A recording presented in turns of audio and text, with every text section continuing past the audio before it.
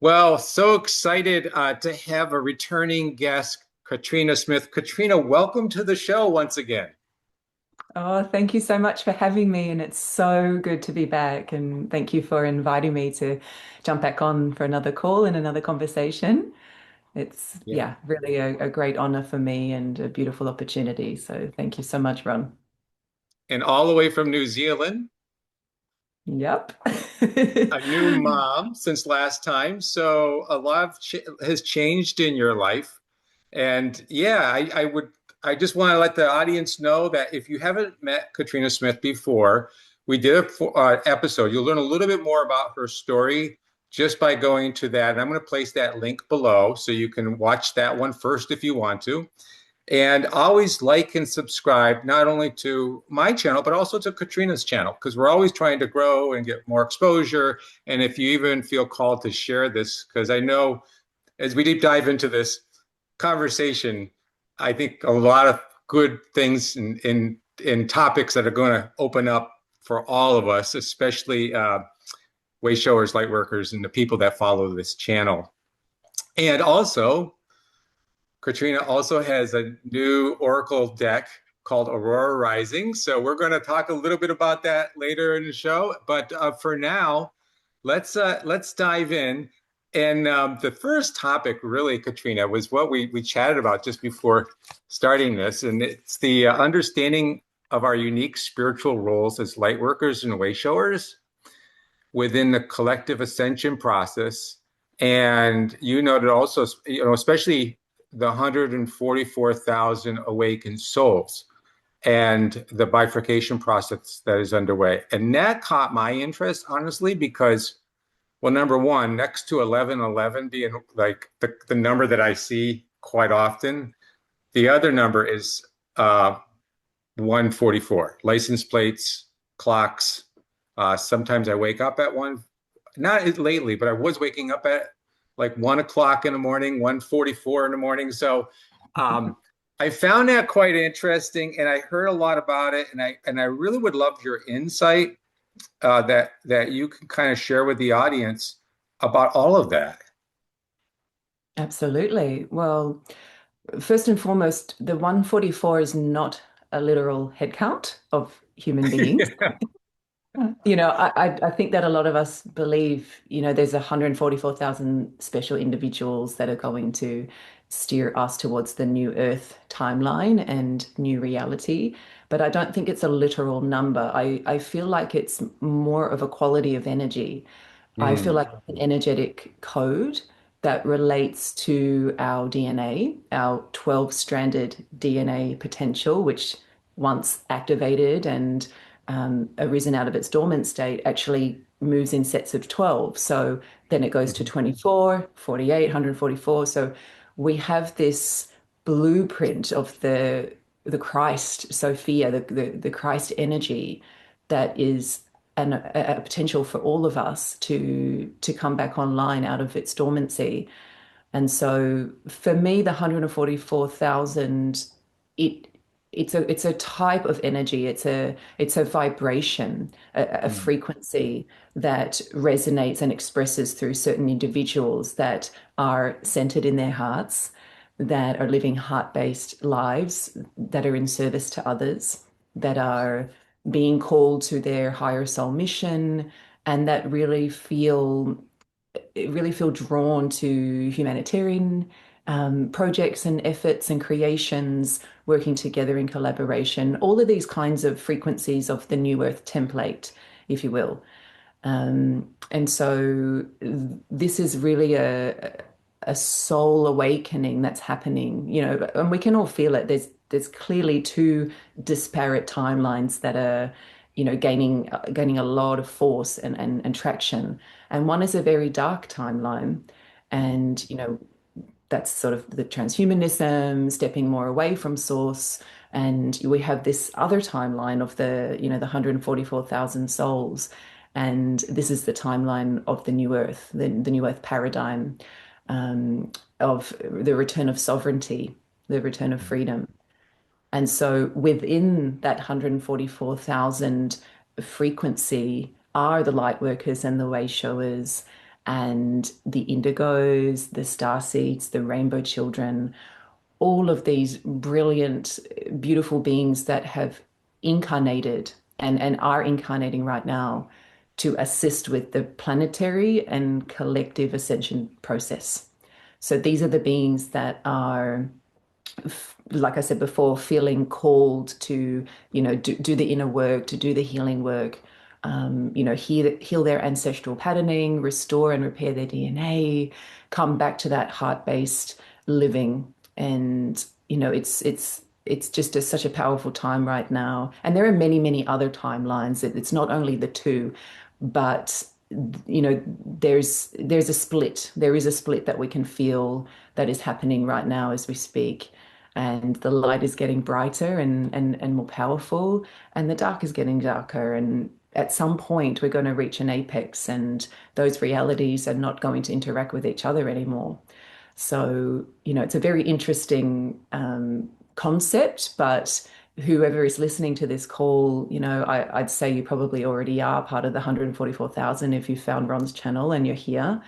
And it's a soul gnosis. It's a remembering of who you are as you overcome, the veils of forgetfulness, as you overcome and release the obscurations and the traumas and the system that we've been born into that hasn't really been supportive of us remembering who we really are and the power that we hold. So it's not a literal head count. I really don't feel that it's an actual number of specific special beings, but it's a quality of energy.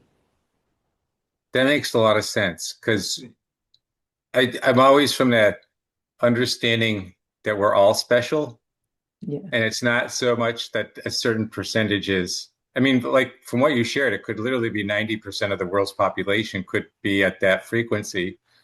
I mean, it's hard to, unless, do you have a sense? Like, what does your intuition tell you as far as maybe percentage of the population? Well, I'd like to think that it's 90%. I love your optimism. Yeah. We don't know. It's so hard to know. It Yeah. might be, yeah. The point is that we don't actually need it to be 90% of the 8 billion souls that are here incarnated in bodies right now on the earth. Even 20% of Mm. souls that are truly awakened to their own Christ, their inner light, their soul signature, that is a powerful force that can guide and lead the rest of humanity. It only takes one light worker within a whole family Yeah. to activate that family and clear the genetic lineage and resolve those ancestral patterns. It doesn't mean every single person has to be awake, but our influence upon others in our community and our families is incredibly powerful. So I Yeah. feel like there's waves of us coming in, since potentially the 60s, the 70s, especially the 80s, and now all the indigo kids and the rainbow children. So we don't necessarily need everybody. It's just those who are pioneering it. I feel like even, potentially 20% of the world would be have a huge Sure. ripple effect. Yeah. That could be the 100th monkey effect right there. Have you ever Yeah. heard of the 100th monkey? I'm sure you have, right? Yes, I Yeah. have. So Yeah. no, I always like, oh, maybe I could be the 100th monkey. So yeah. But yeah, and the funny thing about 144, we start to see it like I think it's on the Fibonacci sequence.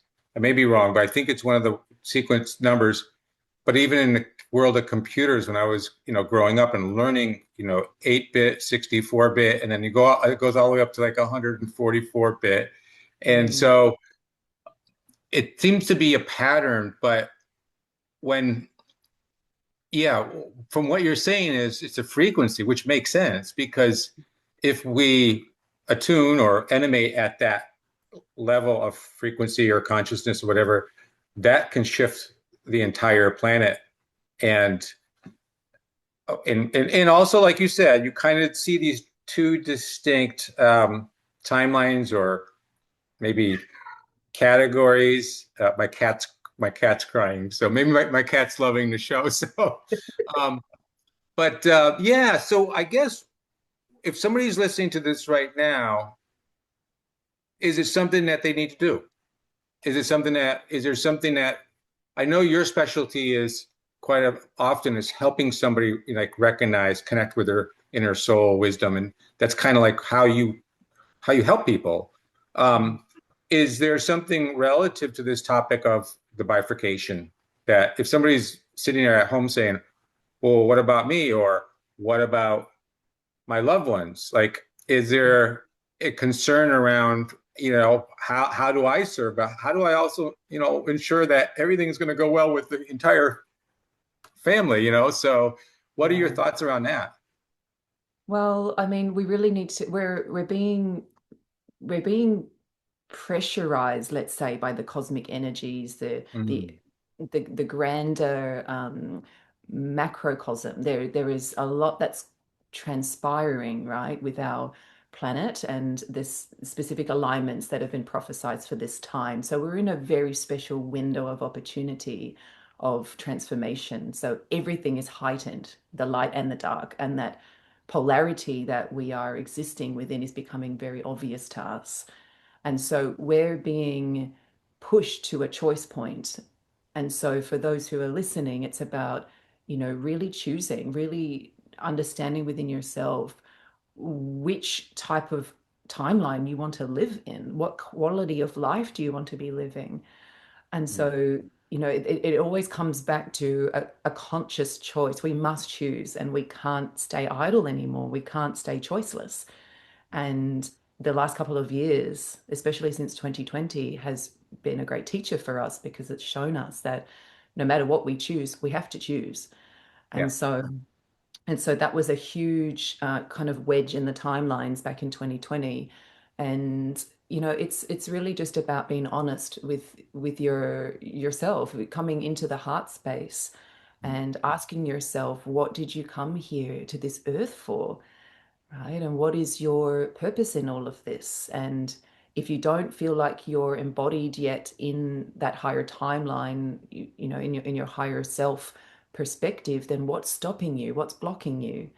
mm, And it's all about the compassionate witnessing and holding, your inner child, releasing these negative patterns, negative beliefs, limiting thoughts, any of the traumas that have really set you back or separated you from your true, authentic inner light. And so it's a process of reclamation, but it comes back to a conscious choice. The ascension won't go knocking on our door. It's mm, not going to be some magical activation that's going to happen and just suddenly, unravel and heal everything that we've ever been through. We really have to be active participants in what's happening. So it all starts with that conscious choice, and of course, we are being assisted. There yeah. are there's kind of a wind in our sails, if you will.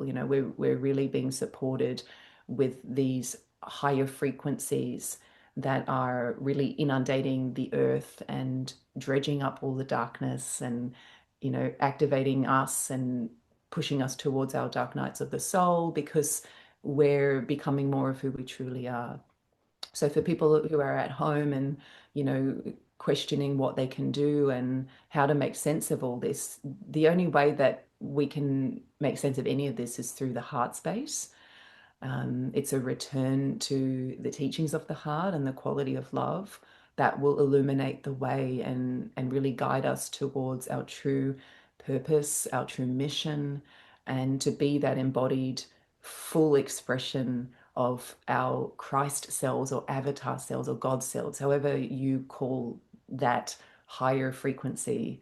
And yeah, it's just such a beautiful process of gnosis, and it spans beyond this human life. It's very, very multidimensional. It's it encompasses all of our past or parallel lives as well. So we're doing an immense amount of work to heal ourselves at this time. And that also connects to our generational lines as well, our families, our everything that we've come in with as a soul to volunteer to clear and to purify and to come back into harmony with who we truly are. And so it's a beautiful, I like to call it kind of a volunteer mission. A lot of us have volunteered for this, Mm. uh, and we are being really supported, and we're not doing this alone. Nice. Beautifully said. Yeah, I when you said we're not doing this alone, I've always been taught it's an inner game and you must do your own inner work. But at the same time, I'm very aware of like the Schumann resonance. The every time there's energy coming from the sun, and I know many people have talked about they've held whatever they call it ascension symptoms or just energy symptoms or things that some are like getting ringing in the ears or you're feeling a higher energy in your body or your sleep cycles are off. So at the same time, when there's, I guess what I would say, these huge spikes within that, maybe it's a solar flare or something, and then there's this huge spike of energy. We see sometimes volcanic activity, Mhm. but we have that volcano sometimes going off in us too, or in our life. Like, Yes, we're erupting. yeah, and sometimes it's in our relationships or a relationship to maybe not a person, but maybe to a job. You lose a job, or so Mm. people out there are going through. I don't know, like I don't know what you call it, a little shake up to wake up, but type of something's happening. And Yeah. but what you shared, I think is comforting. I think it really is to understand that, hey, we're all going through this. Yes, absolutely. And it is necessary. We must go through this process of transfiguration because we are um, dropping the density and the densification that has held us captive, if you will, within a Mm, 3D reality construct, and the illusion of free will and all the things that kind of capture us and limit us within this paradigm. This is not all we are in this 3D reality. This is one little slice of the picture. But there are forces at play that are trying to keep our consciousness locked within that particular band so that we can't move beyond that fence or that frequency fence. And as I said at the beginning, we have a 12-stranded DNA potential, and currently in the world, we have about two strands active. mm, So that is just a little slice of who we truly are. It's just such a small potential that's actually alive and awakened. So when we become, you know, awakened and active within that DNA template, that's going to radically change how we interact with the world and how we show up in our yeah. day-to-day lives, our purpose, our coherence with spirit. And that affects our health, it affects our abundance, our prosperity, our creative intelligence, and how we become that full embodied expression Mm, of source. And so the ascension symptoms and the discomfort is part of the purging and detoxification of all of the illusion, all of the dead static energy, or everything that's not allowing the cosmic prana to flow through us, and to mm, circulate through us freely, as was our original design. So a big part of that process is discovering who we are through our memory recall. And mm, so, that's through often in the dream times or deja vu or seeing numbers and just getting that confirmation from the universe. The universe is your higher self, it's nothing yeah. outside of you. And sometimes it's very cryptic in how it communicates Yeah. to help you, to be that hand on your back, sort of just gently guiding you in the higher direction. So it is an uncomfortable process right now because we're getting pressurized, and there's, Mm, an acceleration of awakening and ascension, and that ascension activity is affecting our biological bodies, our cellular matrix, everything that is our fascia. And so we can feel very, very overwhelmed. And so it's important to come back to our grounding practices, to come back to the heart, where mm, we find all the reassurance that we need, and we just can uh, feel that self-compassion and the forgiveness and the humility and grace and all the qualities of the heart. This is really a return to the heart and an exit out of the temporal realm. Yeah. And I think the grounding, what you shared, like going out in nature, barefoot on the ground, I'm sure there's a lot of breath, breathing, or just you know what? Just getting away from electronics. Yeah. Just yeah, escaping that because I think that can help quite a bit too. Anything Yes. else that you think would like a person that, might have a difficult time grounding, or what would you say would be a good common practice? Yeah, well, for me, I would put on the top of my list going out in nature. That Hmm. is without a doubt the most powerful way to just return to coherence, especially in the cellular body, the nervous system. It happens very quickly, especially if your intention to connect with Mother Gaia is there at the forefront. I think as well, just, you know, the breath, coming back to the deep nourishing breathing, because our breath gets very, very shallow without us realizing. So, stop yourself, take a pause in your day and just observe, how you're breathing. Are you breathing well? I catch myself doing this all the time, and I feel like, wow, I'm not even breathing properly, so how is everything else going to be flowing well if we're not taking proper deep nourishing breaths? And so, again, that's going to connect into the nervous system and help settle us, because there is, this big agitation of everything, where there's a lot of distraction, there's a lot of um, energies that are out there that are sort of trying to grab on our attention, pull us out of our center. And so it's about coming back to the eye of the storm and being in the center of all of that.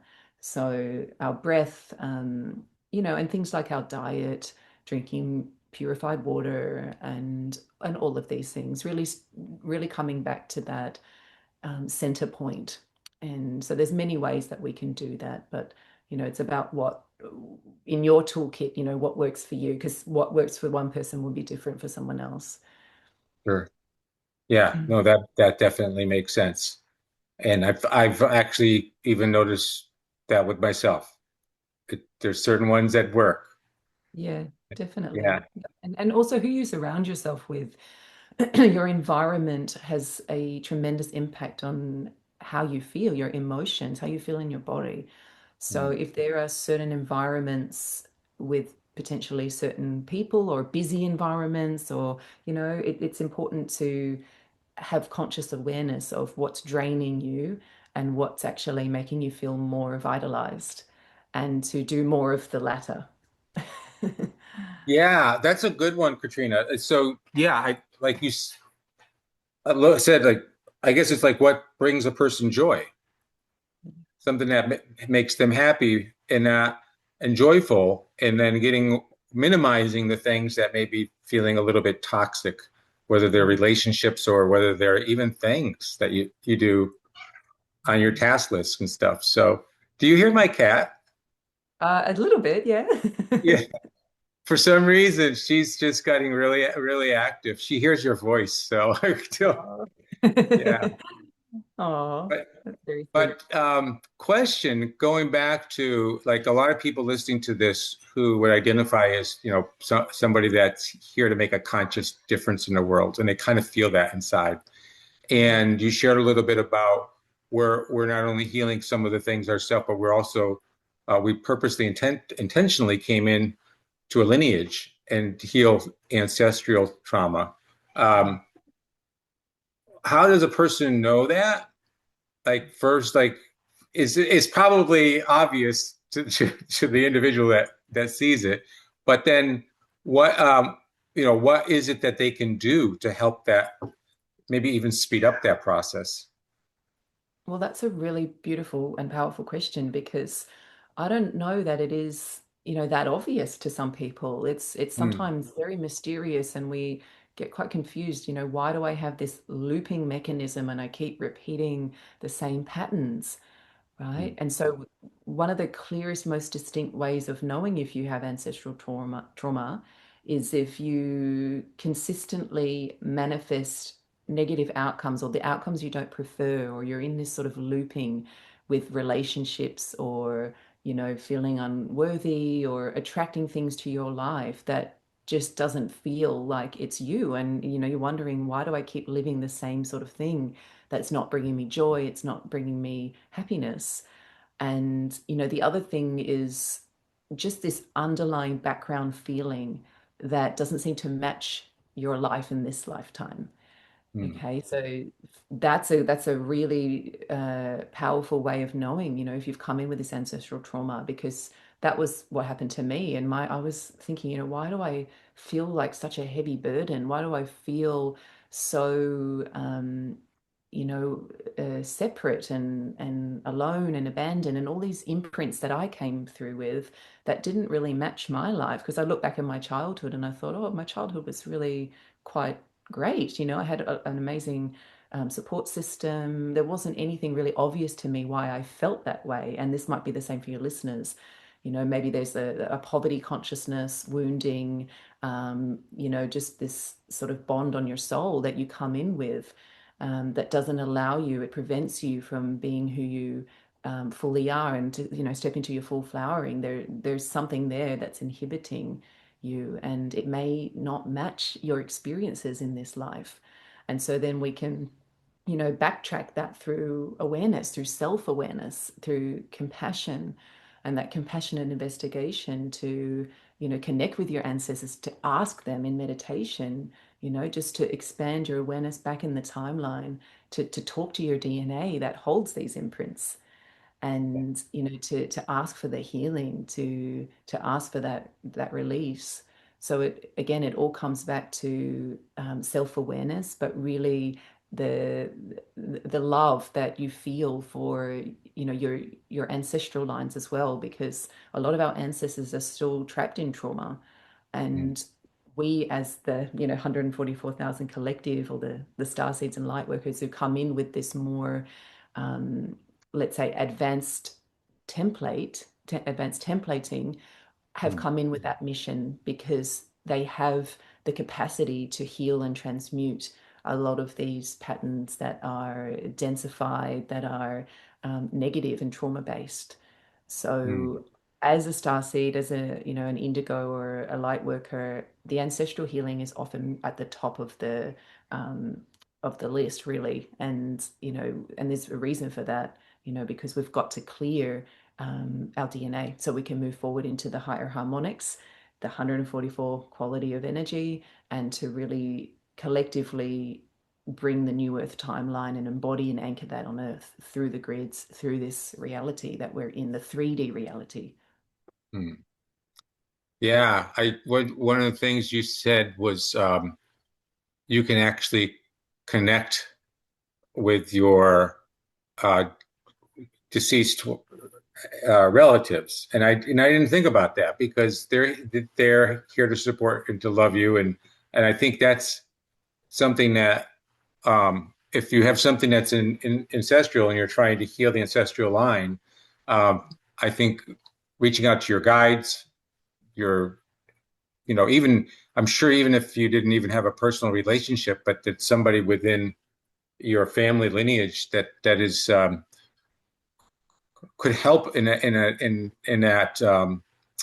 that process, or at least get a clarity around what it is. Mm. Because I think part of I know sometimes I'm too much in my head thinking about it. It's more of a body response, but part of it is like thinking, okay, what is it? But then when it comes up and it's a trigger, or you feel it at the moment, then you say, okay, that is it right there.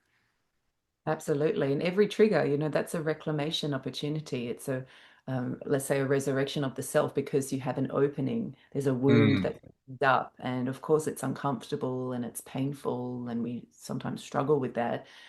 That allows the light to seep through, to seep in. nice. So it's so important to not react as, everything's going wrong, or, there's something wrong with me, and to get into that negative thinking, and to trust Yeah. that all of this is unfurling and unraveling the tapestry of our ancestral lines, and we are really the answer to the prayers of our ancestors who have been praying for somebody of somebody like us to come in and incarnate into this family line, right? Mm, And who has the strength and the capacity to heal the things that perhaps they weren't able to at the time, right, of their mm, existence. And so it might be something as simple as having a photograph of your ancestors.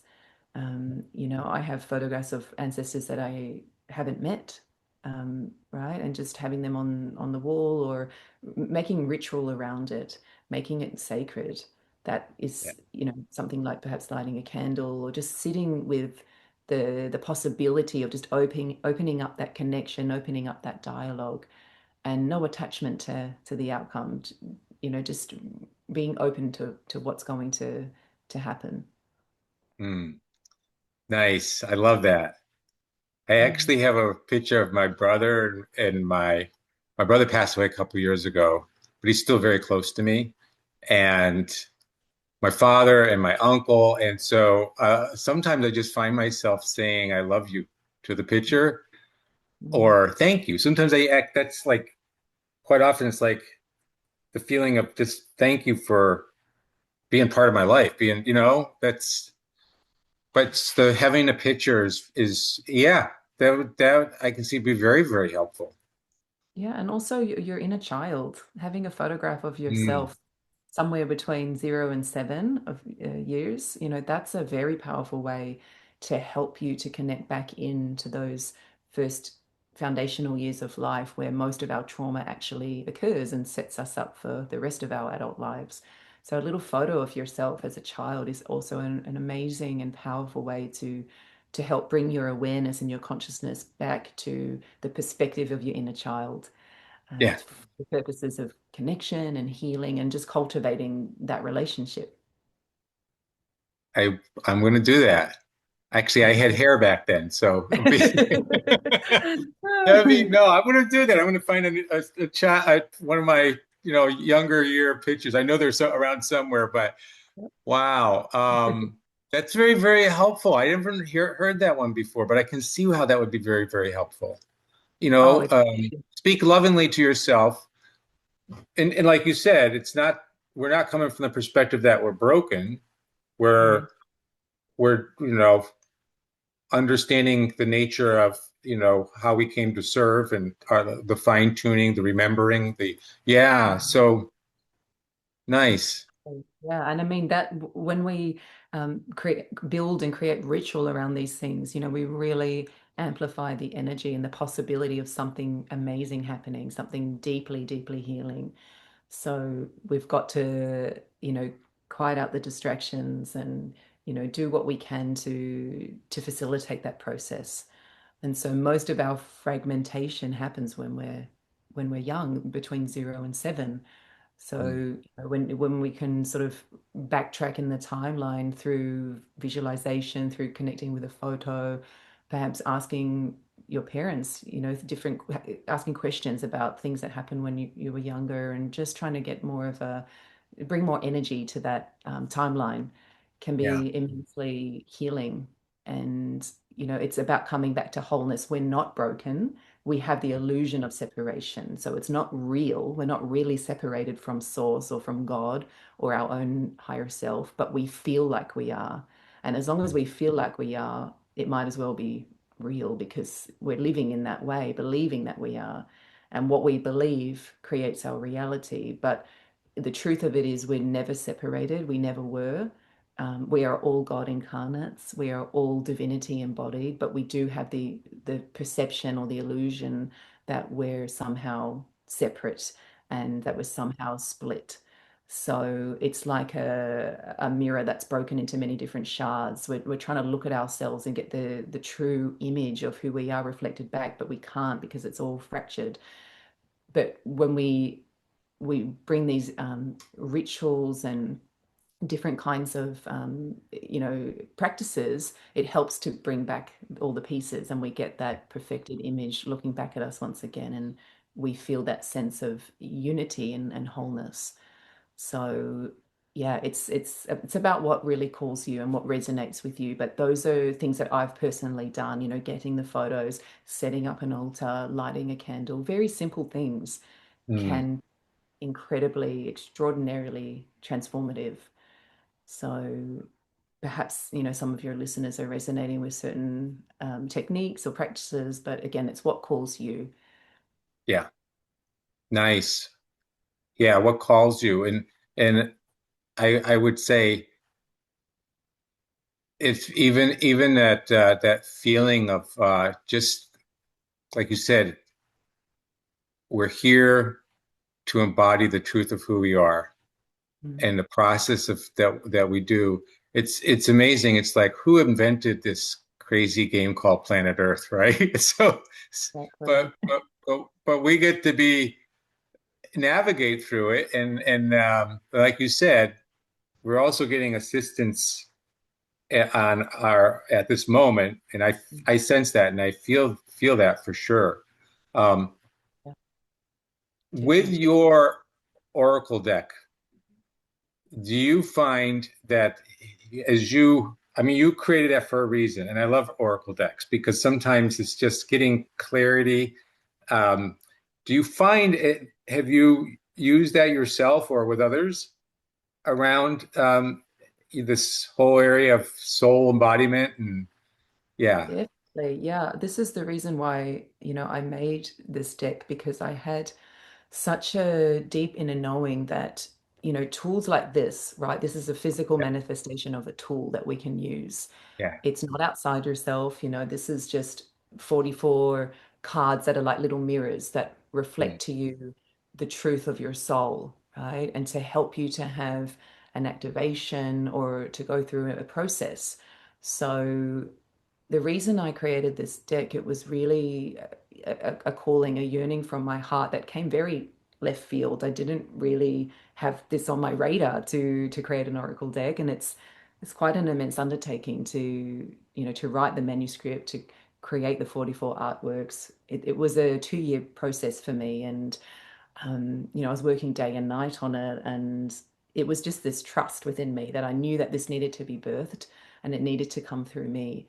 And mm, this was going to be part of my offering to humanity because, you know, I felt at the time, you know, I was doing lots of interviews, I was, you know, speaking about consciousness and the awakening, the ascension, but I felt like there was the visual side of it that was going to be very, very powerful and activating for people around the world. And, you know, seeing a visual code, seeing an artwork and having an experience with the energy that's embedded into that artwork. And so it's really the non-verbal side of the Oracle deck through the artwork that I feel for me was one of the biggest callings because I've been a visionary artist for quite a long time, but I've never really done anything like this. I've never really put my work out into the world. So it was just a beautiful synthesis and merging of the spiritual guidance and yeah, the artwork. And so, you know, this is a tool yeah, to use. Of course, if the resonance is there to get clarity, to know who yeah, you are, what your purpose is, to help get aligned with the higher mission, right? To yeah, help bring blind spots into the light of illumination so that you can have that self-awareness and develop that. It's like having a conversation with your soul and you know, you're putting your soul on the table, all these little cards and fractals of your soul, and you're just having you know, yeah, a conversation. And it's a way to communicate and, you know, to bridge yourself. You know, your human self and your higher self. So that was really why I created this. And um, nice. yeah, it's just been such a beautiful, beautiful process, artistic process of unfolding and becoming. Do you want to open up and show a card or two, or just to be? Would Sure. love to see your artwork. So this is Nice, the box. nice. Yeah, the box. When you open it up, there's a little book there with one Yeah, of the artworks. I'll beautiful. just show you a few cards that we have.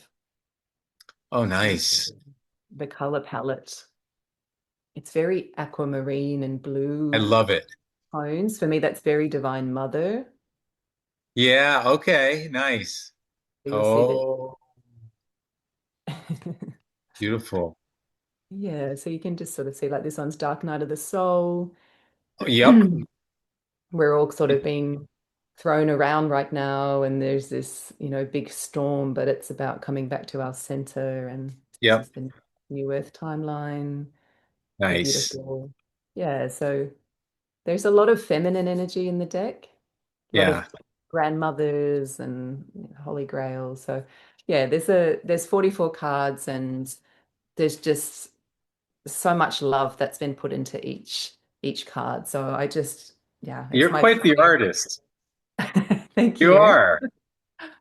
Thank you. Well, this is all organic. This is all photography and layered elements. So Okay, it's all natural elements, the play nice. of crystal light and water elements and the faces of grandmothers and nature and things like Yeah, that. But my background was as an actual fine artist, so painting with oils and canvas. So this has been quite a big change for me. And wow.